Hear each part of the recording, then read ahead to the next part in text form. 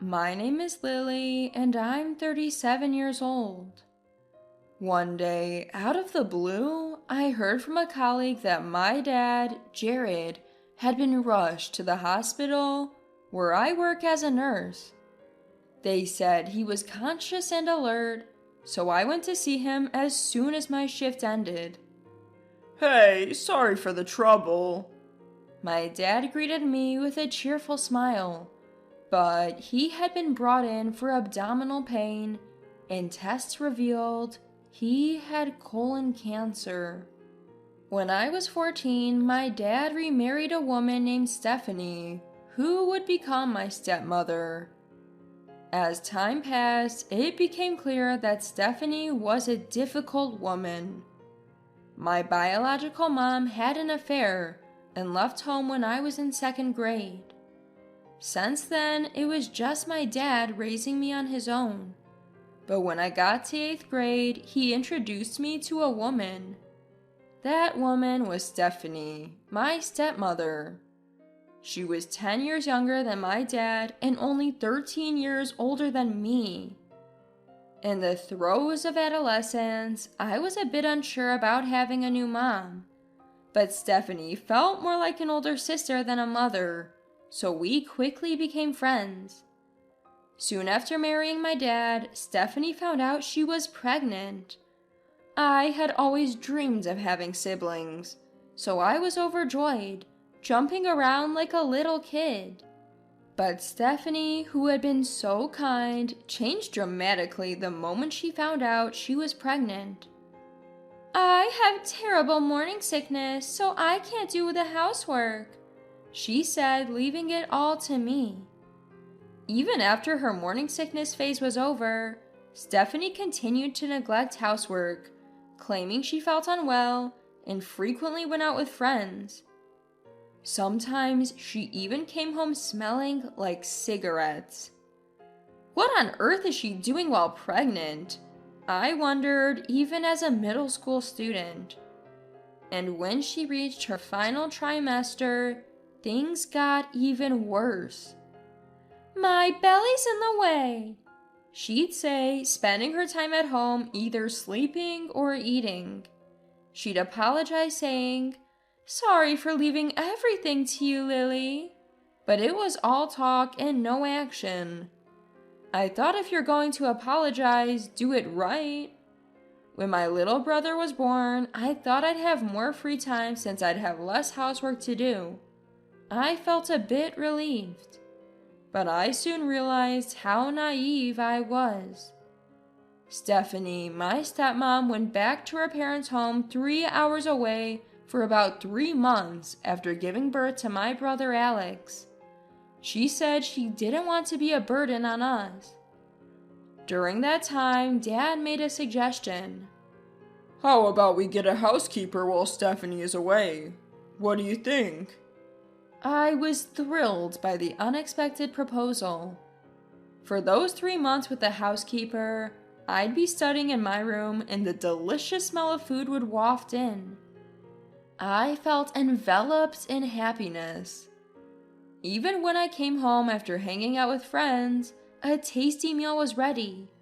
I thought, so this is what life is like for a typical middle schooler. But when Stephanie returned after her 3-month stay with Alex, she didn't lift a finger around the house. "I just had a baby. You can't expect me to do housework.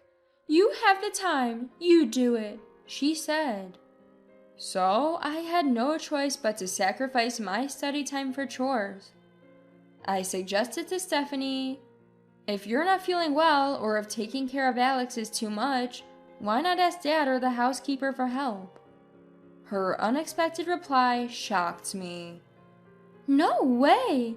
I don't want to spend money on that. You can handle the chores, Lily." For the first time, I pushed back. I'm preparing for exams, and I need all the time I can get for studying. At this rate, I won't get into the school I want. Holding back tears, I pleaded. Stephanie hugged me and said, "You're right, I'm sorry. I was so caught up in my own struggles that I didn't think about you. Please don't tell Jared. I don't want him to leave me. But I knew her apology was just lip service. She seemed to think that a simple apology would make a middle schooler like me forgive her. As time went on, I could see through Stephanie's lies. Even when she hugged me and apologized, I felt nothing. We ended up ordering delivery for dinner that night. After that, Stephanie did start preparing dinner every day, but it was always elaborate dishes. I wondered where she found the time. One day, I saw the trash can filled with containers from supermarket pre-made meals. Turns out, she was just serving pre-made or frozen meals, but Dad never checked the trash, so he had no clue. In any case, I was able to focus on my studies and got into the high school I wanted. One day, after I'd settled into high school life, Dad asked me to go shopping with him before my part-time job. The moment we arrived at the mall and sat down in a cafe, Dad asked me, "How have things been with Stephanie lately? Is she still making you do all the housework?" Wait, you knew about that since I was in middle school? Yeah, I'd heard you were helping out occasionally, but it seems like more than that. I noticed the food tasted different after Stephanie came back. Dad said, revealing he'd been aware all along. He tried to talk to Stephanie multiple times, but she told him not to stress her out after the baby was born, so he felt he couldn't say more. Actually, after I finished my high school entrance exams, I was made to do housework again. On days off when I'm part-time, I still make the meals. Stephanie told me that since you're a stepchild, you're my housekeeper. She told me that if I said anything bad about her, she would tell you, Dad, to get you to kick me out. That's why I kept quiet until now. I couldn't hold back any longer and told Dad everything. He apologized and patted my head. After talking it over, we agreed that if I got into my dream college, I could move out and live on my own. Go for it. I'm rooting for you. Dad encouraged me, and from that day on, I hit the books hard. When I told Stephanie about the college I was applying to, she opposed it as expected, but Dad smoothed things over. Still, Stephanie seemed to think she'd be in trouble without her free housekeeper, so she started using my 3-year-old brother Alex to disrupt my studies. It was already 10 p.m., and Alex was still awake. Sister, let's play! Alex ran toward me, toy in hand, as I got home from my part-time job. I need to eat and then study, Alex. Go to bed, I told him as I picked him up. No, Mom said to play with Sister, he cried. And this became a daily routine, with Dad calming him down. Despite Stephanie's various attempts to sabotage me, I managed to get into an out-of-state college with Dad's support and moved to a new place. I heard that things got a bit worse for Dad at home, but he continued to live with Stephanie and Alex, who was still too young to be left alone with her. Later, I fulfilled my childhood dream of becoming a nurse, got married, had a child, and returned to work, leading a fulfilling life. That's when Dad was brought in, diagnosed with terminal cancer and given 6 months to live. Stephanie and Alex come to visit me 1 day a week. Stephanie and Alex, who hadn't seen me in 19 years and seemed to have forgotten all about me, openly badmouthed Dad during their weekly visits. I'd considered saying hello after all these years, but was glad I hadn't. I waited for a time when they weren't around and visited Dad's room with my son. I'm so happy to see my grandson's face every day, Dad often said. He fought his illness for a year and finally passed away peacefully. I headed to my childhood home to prepare for the funeral.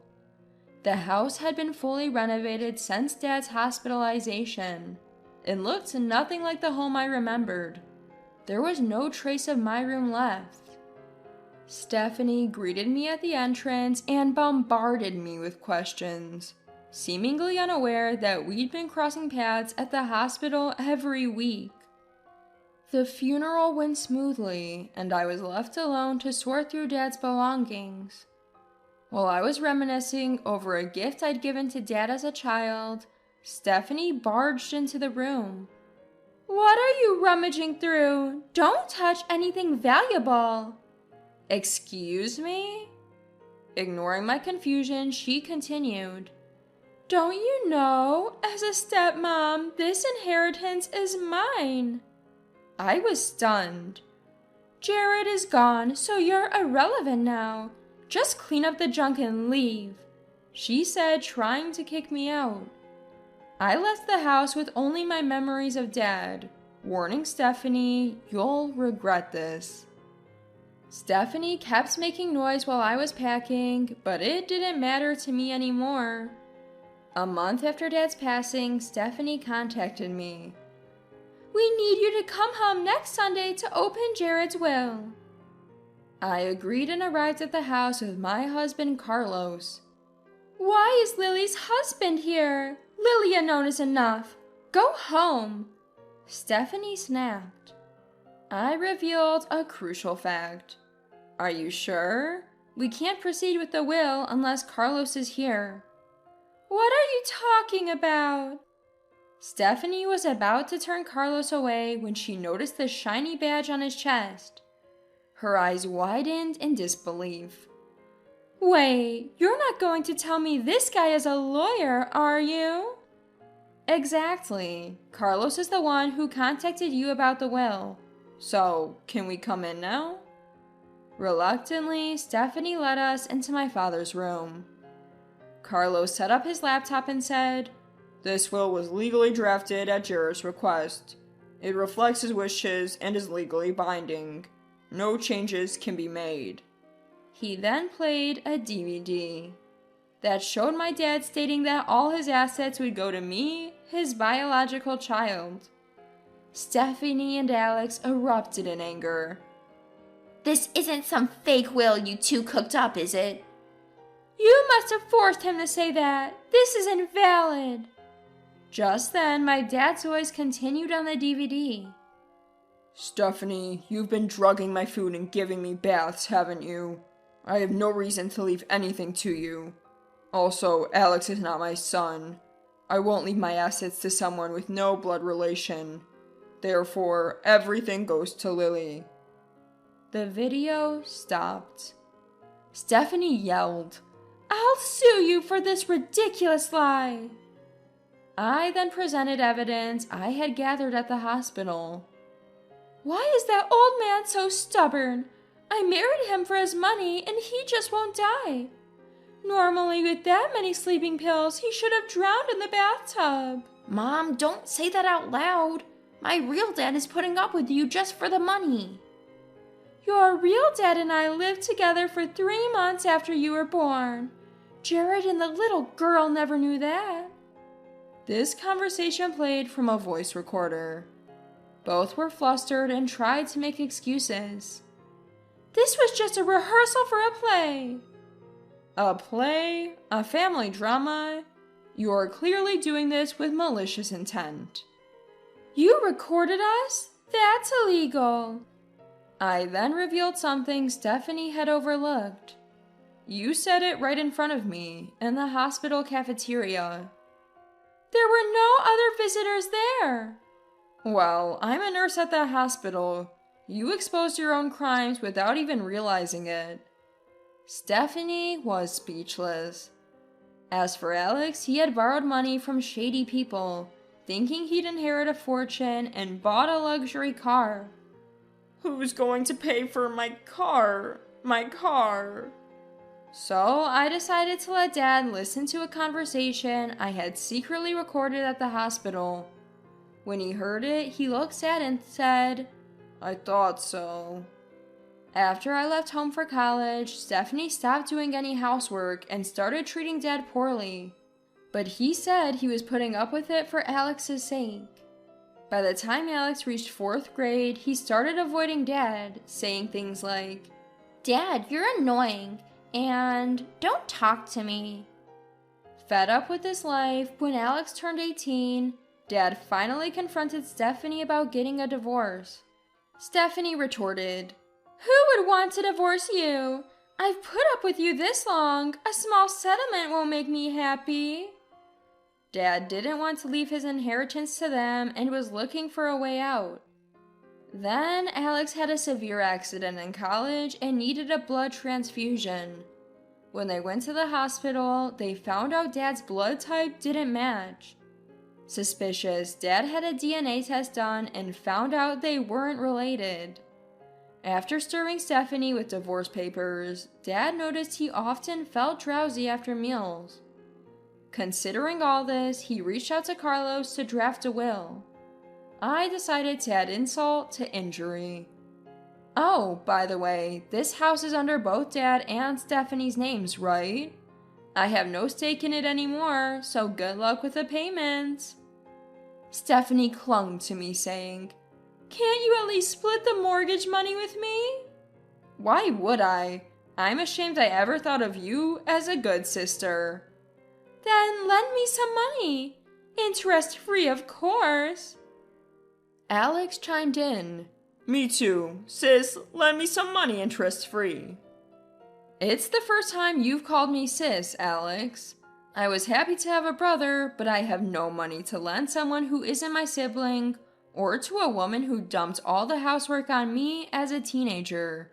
We'll be leaving now. I don't expect to have any further contact with you. Goodbye. I grabbed Carlos's arm and left the house. I later heard from relatives that the two couldn't pay for the house and had to sell it, moving into a cramped apartment.